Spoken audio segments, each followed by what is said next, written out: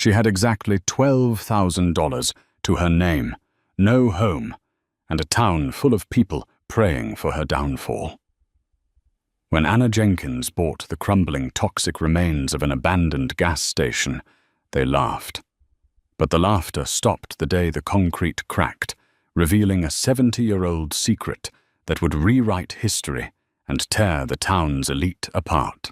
At 34 years old, Anna Jenkins found herself sitting in the back row of the Mercer Creek County Courthouse, gripping a lukewarm cup of vending machine coffee and staring at the back of the auctioneer's head. She was a woman who had done everything right, only to lose it all to a man who did everything wrong. Her ex-husband, David, had been a charismatic dreamer with a penchant for high-stakes real estate and hidden gambling debts. When his house of cards finally collapsed, he fled to a non-extradition country, leaving Anna holding the bag. The bank took the 4-bedroom colonial. The creditors repossessed her car. The legal fees drained her savings. Now she was living out of a borrowed 2008 Honda Civic, showering at the local YMCA and holding on to a single cashier's check for $12,500, a final meager inheritance from her late grandmother that she had desperately managed to hide from the bankruptcy courts. Mercer Creek, Pennsylvania, was a Rust Belt town that had been slowly dying since the steel mills closed in the late 80s. The people who remained were proud, suspicious of outsiders, and deeply entrenched in the town's silent, old money hierarchy. At the top of that hierarchy sat Ethan Grantham, a third-generation property developer who bought up foreclosed land for pennies, bulldozed it, and built soulless strip malls. Grantham sat in the front row of the auction, wearing a tailored suit that cost more than Anna's entire net worth. He was here for the prime residential lots. Anna was here for a miracle. "Next on the docket," auctioneer Bill Danvers droned, adjusting his glasses. "Tax parcel 404, the old Cobb service station out on Route 9. Commercial zoning. Half-acre lot. Environmental liability waiver required upon purchase due to obsolete underground fuel tanks. Bidding starts at $5,000. A murmur of amusement rippled through the courtroom. Rusty's fill-up, as the locals called it, had been abandoned since 1982. The roof was caved in, the windows were shattered, and the soil was widely assumed to be a toxic nightmare. It was an eyesore, a black hole for money. Grantham chuckled, leaning over to whisper something to the mayor's aide. Nobody raised a paddle. 5,000, Danvers repeated. Do I hear 5,000? Going once. Anna stared at her hands. If she bought a cheap apartment, the money would be gone in a year, and she'd be on the streets. She needed an asset. She needed a business. She needed a place where no one could ever evict her again. She raised her paddle. 5,000. Heads turned. Grantham looked back at her, his lips curling into a sneer of genuine pity mixed with disgust. 5,000 to the lady in the back, Danvers said, surprised. Do I hear 6? Grantham, perhaps out of sheer arrogance or a desire to maintain total control over Mercer Creek real estate, casually lifted his paddle. 6. Anna's heart hammered against her ribs. 7. 8. Grantham shot back without looking. 10, Anna said, her voice shaking slightly. Grantham finally turned entirely in his seat. He looked her up and down, her worn coat, her exhausted eyes. He smirked, recognizing a desperate amateur. He knew about the EPA fines associated with buried gas tanks. Whoever bought this lot was buying a minimum $50,000 cleanup bill. He dropped his paddle. Let the out-of-towner ruin herself. 10,000 going twice, Danvers called. Sold. By sunset, Anna was standing in front of her new empire. The reality of her purchase was a physical blow. The old service station was a decaying brick structure covered in thick, choking ivy. The rusted canopy over the pump islands sagged dangerously. Inside, the main office smelled of damp rot, raccoon droppings, and decades of stagnant dust. The garage bay attached to the office was dominated by a massive rusted hydraulic car lift, frozen in the down position. She had no electricity, no running water, and only a camping lantern to hold back the encroaching dark. She set up a sleeping bag on a piece of relatively clean plywood in the office. As the cold Pennsylvania night set in, the wind howled through the broken windows, sounding like mocking laughter. She pulled the sleeping bag over her head and wept until her throat ached. The next morning, she was awakened by the crunch of tires on gravel. Ethan Grantham's black Mercedes SUV was parked directly outside the garage doors.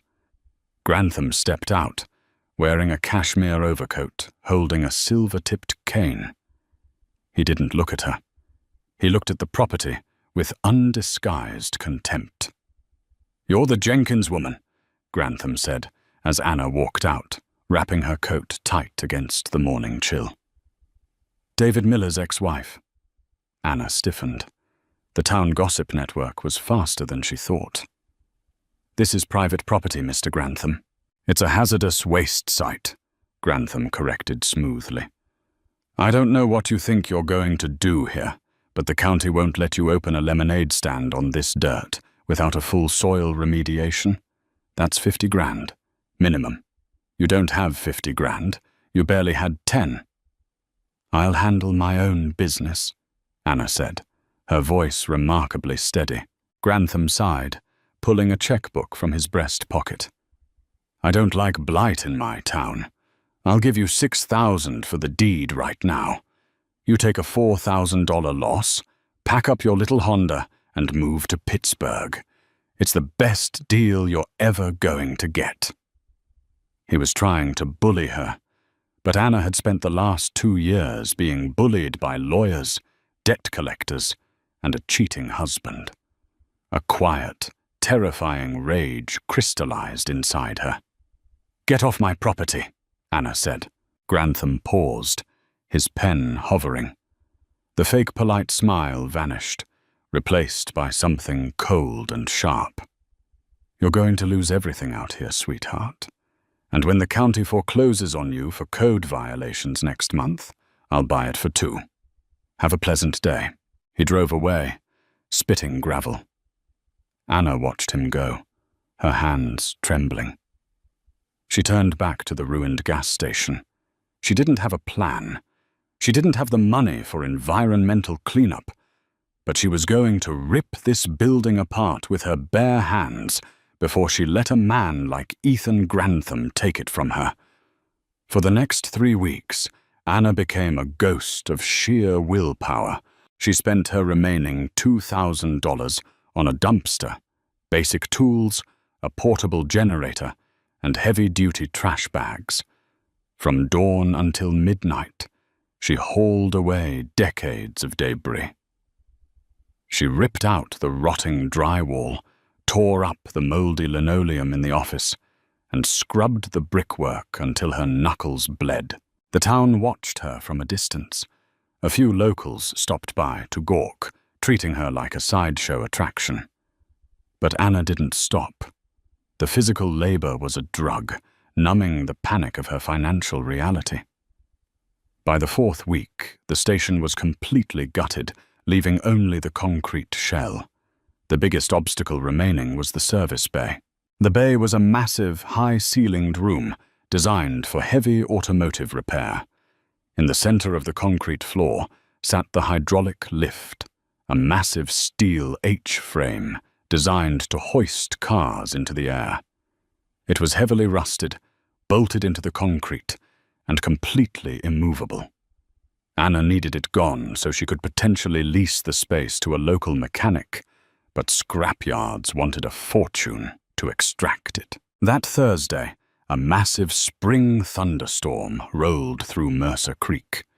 The rain came down in sheets, hammering the tin roof and inevitably finding the dozens of leaks Anna hadn't yet been able to patch. Anna was sitting in her Honda, eating a cold can of soup, watching the water pour into the garage bay. She sighed, mentally preparing to spend the next day sweeping water out of the bay.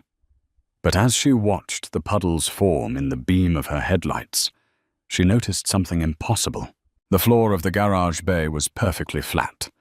Decades of settling should have created a massive pool of water in the center. But the water wasn't pooling. It was draining. Anna grabbed her flashlight and stepped out into the freezing rain, walking into the flooded garage. She waded toward the center, shining the beam at the base of the massive hydraulic lift. The water was rushing toward the heavy steel base plate of the lift. It wasn't just seeping into cracks in the concrete. It was spiraling downward, as if being sucked into a void. Anna knelt down, ignoring the icy water soaking her jeans. She pressed her hand against the concrete next to the steel plate. It felt hollow. A slight, terrifying vibration hummed beneath her palm, the sound of water echoing in a deep, cavernous space below. Underground fuel tanks were usually buried out by the pumps, not directly under the service bay, and they certainly didn't have drainage gaps like this. The next morning, Anna drove into town and went to the only person who hadn't openly mocked her, Charles Gable. Charles was a 68-year-old retired mechanic who owned a failing hardware store on Main Street. He had a reputation for being cranky, but he had sold Anna her tools at a heavy discount, silently respecting her work ethic. "Charles," Anna said, slapping her palms on his counter, "I need to rent a jackhammer and a winch." Charles looked up from his newspaper, adjusting his spectacles. "You trying to dig up those old EPA tanks, girl? Because that's a federal crime without a permit." "It's not the tanks," Anna said, leaning in. "There's a void under the garage floor, under the lift. A big one." Charles's eyes narrowed. He looked around the empty store, then leaned forward. "Russell Cobb built that station in 1949, Charles muttered. "But he bought the land from the old Grantham estate. Before it was a gas station, there was a warehouse out there, burned down in the 20s, Prohibition days." Anna's breath hitched. "Prohibition?" Charles nodded slowly. "My granddad used to say Mercer Creek was a hub for bootleggers running Canadian whiskey down to Philly. The local politicians, the police chief, the Granthams, they were all in on it. Made millions. But when the feds came cracking down in 31, a lot of money and a lot of evidence just disappeared. You say there's a void? I need to know what's down there, Charles." 2 hours later, Charles's rusted Ford pickup pulled into the station. He unloaded a massive pneumatic jackhammer and an industrial tripod winch. He didn't ask for payment. The glint in his eye told Anna he was just as curious as she was. They started at the edge of the steel base plate. The jackhammer shattered the silence of the abandoned road. Concrete dust filled the air, coating Anna's sweat-drenched face. It took them 3 agonizing hours to break through the slab. Charles stopped the drill, wiping his brow. "This ain't normal concrete, Anna. This is reinforced, like a bank vault." Anna grabbed a heavy iron pry bar and jammed it into the fissure Charles had created. She threw her entire body weight against it. Charles joined her. With a sickening crunch, a massive slab of concrete heaved upward, fracturing into pieces. Beneath the concrete, there was no dirt. There was a solid plate of cast iron, black with age, measuring roughly 6 feet by 6 feet. And right in the center of the plate was a massive, complex rotary dial, completely encased in waterproof grease that had preserved it for decades. It was a vault door, built directly into the floor. "Mother of God," Charles whispered, taking a step back. Anna fell to her knees, brushing the debris away from the dial. It was heavy brass, etched with intricate numbers. "Charles, the hydraulic lift. Look at it." Charles traced the mechanics of the rusted lift above the vault. "The lift isn't a car lift," he said, his voice trembling. "It's a camouflage and a counterweight." He rushed to his truck, grabbing a heavy sledgehammer and a can of industrial solvent. They spent the next hour dousing the ancient gears of the lift and the vault dial. Charles used the sledgehammer to knock the locking pins out of the lift's hydraulic casing, disconnecting it from its false housing. "The vault is tied to the lift's pneumatic release," Charles concluded, examining the complex chain system hidden in the pillars. "If we manually turn this dial to disengage the floor locks, we can use the winch to hoist the heavy plate up using the lift's own tracks as a guide." "How do we know the combination?" Anna asked, despair creeping in. Charles grinned, pulling a stethoscope out of his truck's emergency medical kit. "I wasn't always an honest mechanic, Anna." For 30 agonizing minutes, the only sound in the bay was the rhythmic clicking of the brass dial as Charles pressed the stethoscope against the iron floor, spinning the heavy wheel inch by inch. Anna held her breath. Click, click, clack. Charles stopped. He looked up, his face pale. "Grab the winch hook." Anna attached the heavy steel hook of the tripod winch to the center ring of the iron door. She grabbed the manual crank. "Pull!" Charles shouted. Anna cranked the winch. The chain grew taut. For a second, nothing happened. The iron door held fast against 70 years of gravity.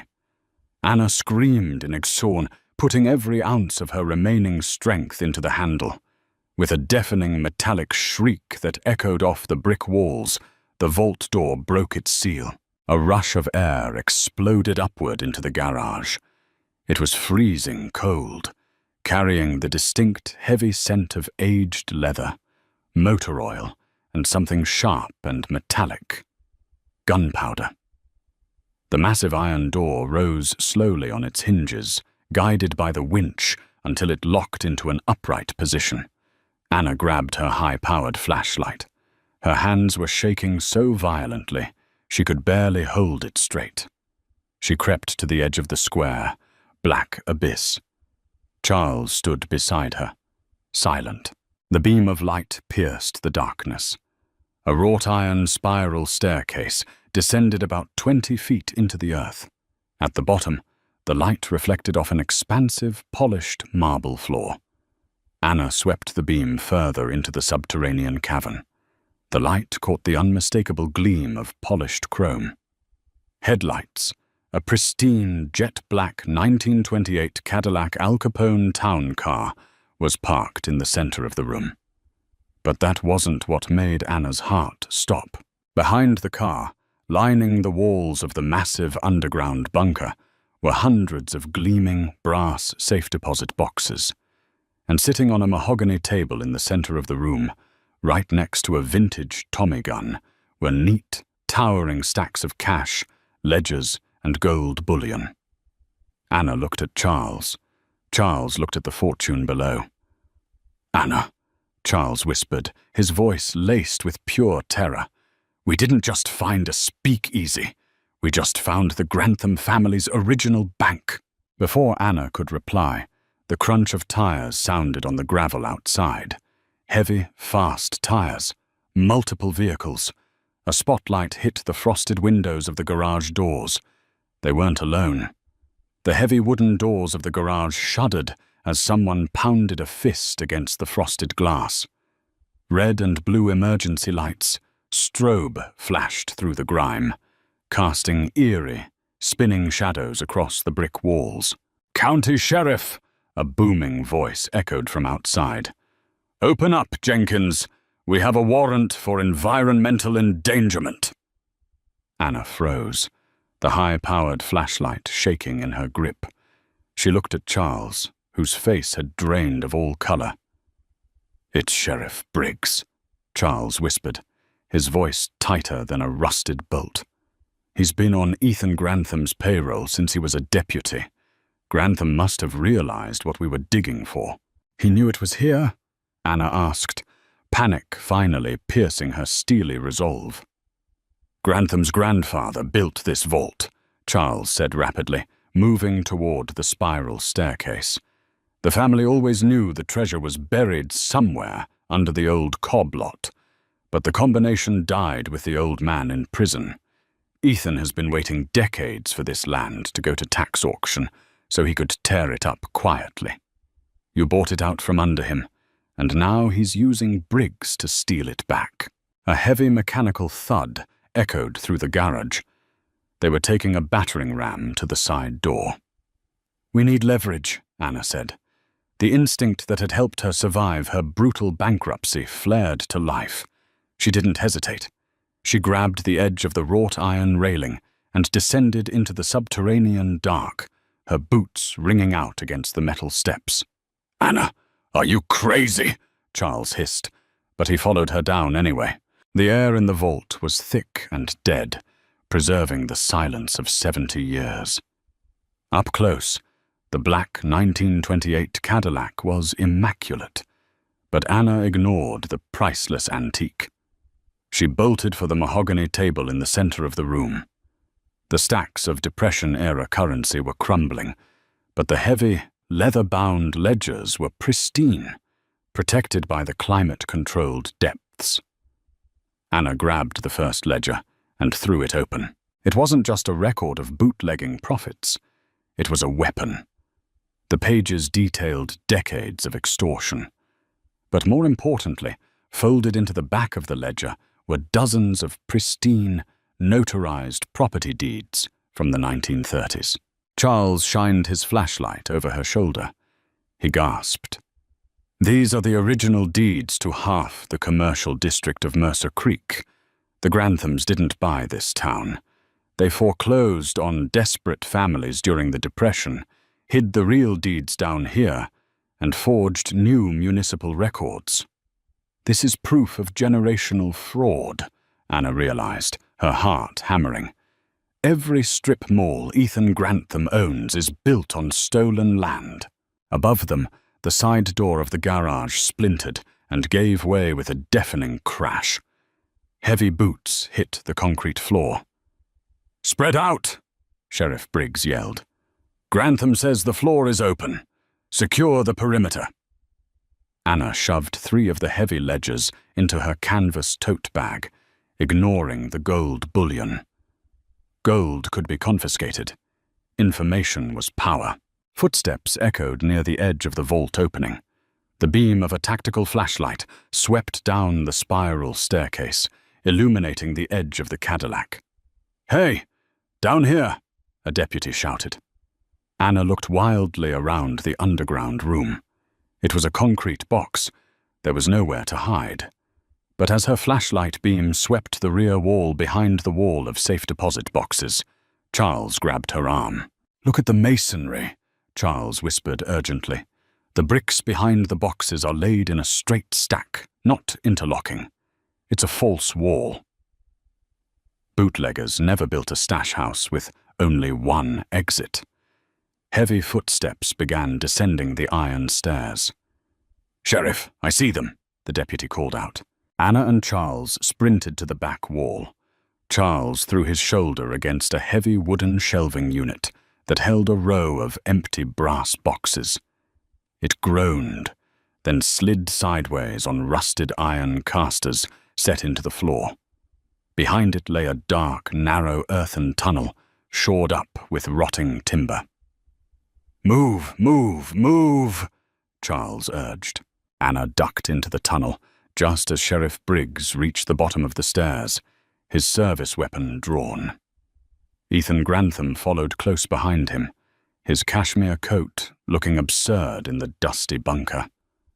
Grantham's eyes widened as he took in the gold, the car, and the cash. A look of rapturous greed washed over his face, instantly replaced by fury as he saw Anna slipping into the tunnel. "Stop them!" Grantham screamed, pointing his cane. "They have the books!" Briggs raised his weapon, but Charles kicked the heavy wooden shelving unit back into place with a violent shove, sealing the tunnel entrance. A split second later, a bullet splintered the wood, echoing like a cannon blast. Anna and Charles plunged into absolute darkness, relying only on Anna's flashlight. The tunnel smelled of wet clay and decaying roots. They ran, hunched over, the ceiling scraping their shoulders. The sounds of Briggs and Grantham tearing at the false wall faded behind them. "Where does this go?" Anna panted, clutching the canvas bag to her chest. "Towards the creek," Charles wheezed, his age catching up with him. "They used to load the Canadian whiskey onto riverboats in the dead of night." They stumbled through the claustrophobic passage for what felt like an eternity until they hit a dead end. A rusted iron grate covered in vines and mud. Through the gaps, the pale moonlight of the Pennsylvania night bled through. Anna dropped the bag and grabbed the grate with both hands. Adrenaline surged through her veins. With a feral scream, she threw her weight backward. The rusted hinges snapped, and the grate tumbled out into the muddy bank of Mercer Creek. They scrambled out into the freezing night air, gasping for breath. The abandoned service station sat a quarter-mile away, up a gentle hill, surrounded by police cruisers. "We need to get out of the county," Charles said, clutching his chest. "If Briggs catches us, we'll end up at the bottom of this creek." "We aren't running," Anna said, her voice turning into shards of ice. She pulled her soaking wet cell phone from her jacket pocket. Miraculously, the screen flickered to life. She didn't dial 911. She dialed the Federal Bureau of Investigation's field office in Philadelphia. The dawn broke over Mercer Creek like a shattered glass window. Sharp, cold, and revealing everything. Ethan Grantham stood in the center of the underground vault, surrounded by the illicit wealth of his ancestors.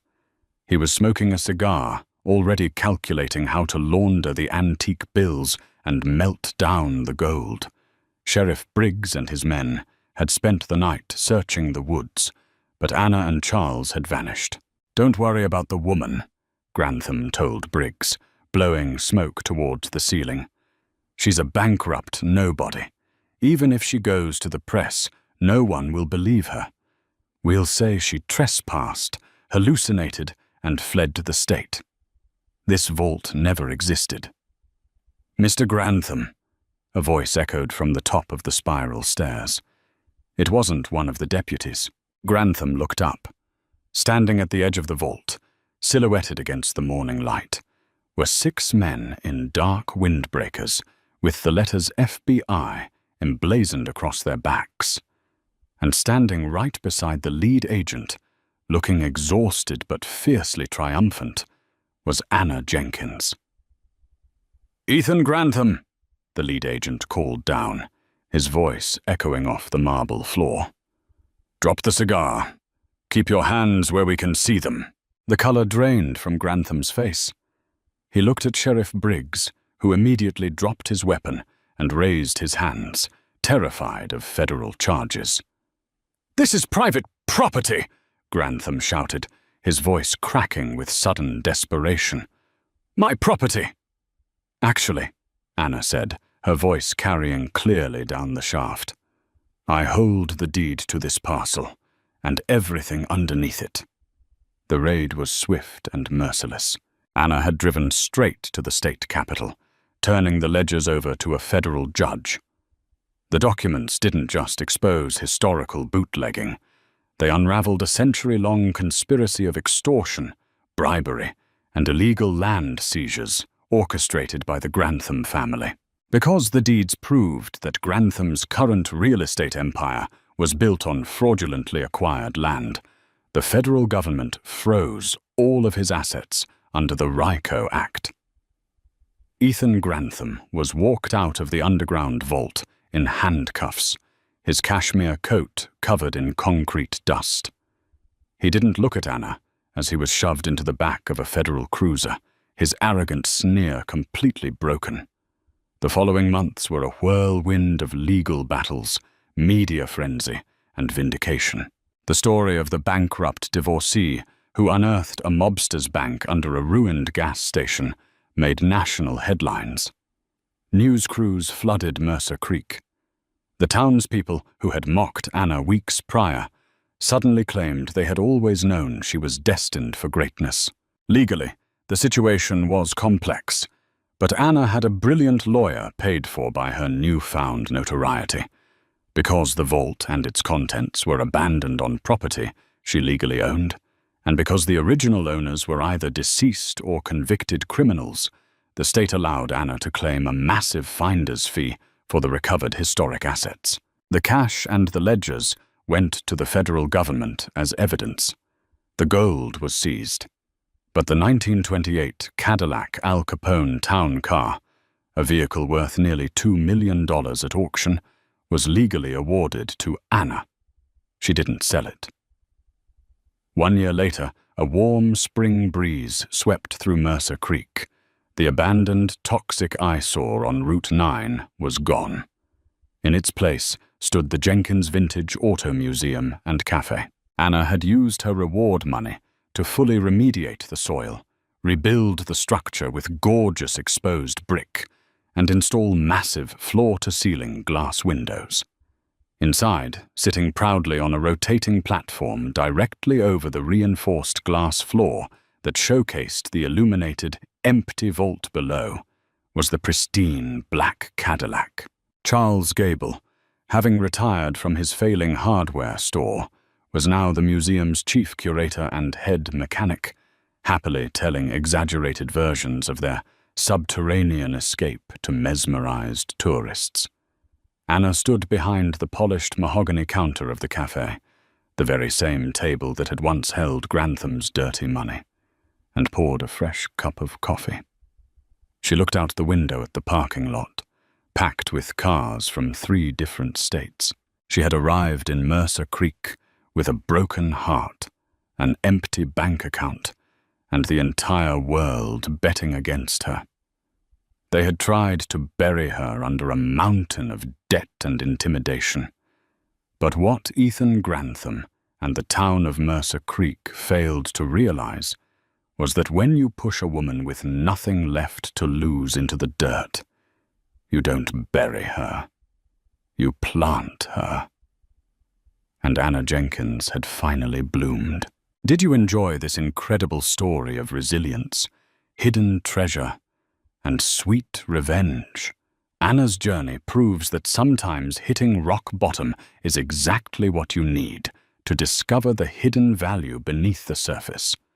If this story kept you on the edge of your seat, smash that like button. Share this video with someone who loves a great real-life mystery. And don't forget to subscribe to the channel for more amazing stories. See you in the next one.